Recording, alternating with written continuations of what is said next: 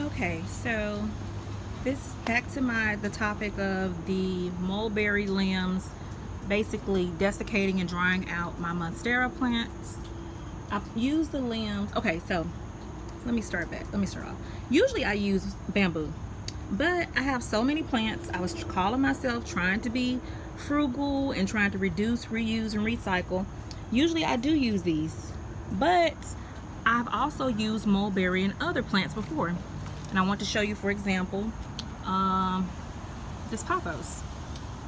Okay, now, so I had good success with this. It worked well, no problems. The pothos is thriving. It's a little yellow because I had it inside, and so I'm bringing it out, you know, to give it a little bit more sun. But it didn't give me any problems. See, mulberry. They've used mulberry for years to make paper. Hold on, that's a bamboo on that one, but this is the mulberry. Okay, so what I figured out, what I think is that basically, okay, so I trimmed my mulberry tree. I left the branches on the ground, let them dry out, and I thought after about a week or so that was it, they were dead. But my plants, okay, so my monsteras that I put them in, I only put them in 3 of my monsteras, thank goodness. I didn't put them in all of them, but I did put them in some of my bigger ones. And so they weren't dying, but some of the bigger leaves were desiccating. They were drying out. And I was like, why? Because they're not getting exposed to too much sun. They were in the house. They were under grow, you know, I have grow bulbs in my light bulbs in the living room. So I just couldn't understand, like, it's not sunburn. Why are they looking dried out? You know, why are they looking like they're not humidified? The room they're in is basically like 75 to 80 degrees. The room is not air conditioned.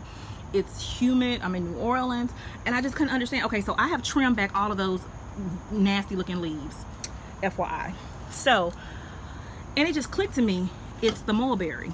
It's killing the monstera, and I didn't understand why is it killing the monstera, but it didn't kill the pothos.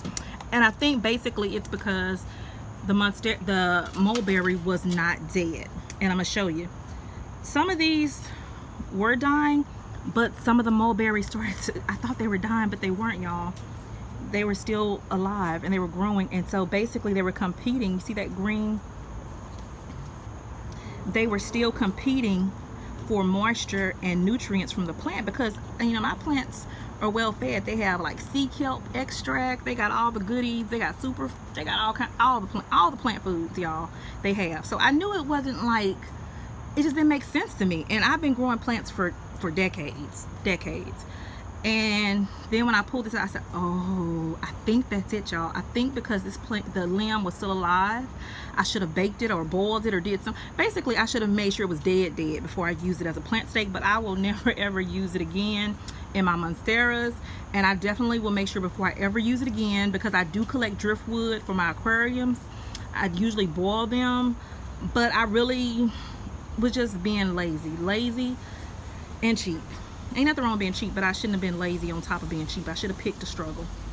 So, hard lesson learned.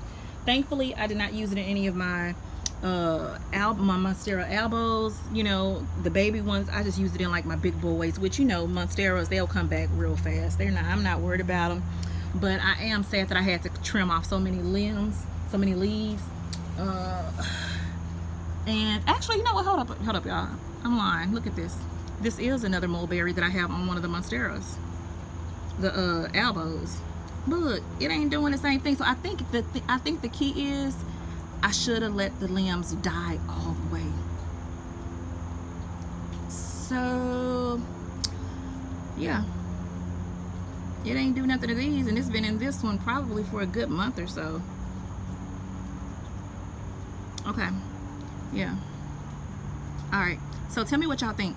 All right, bye.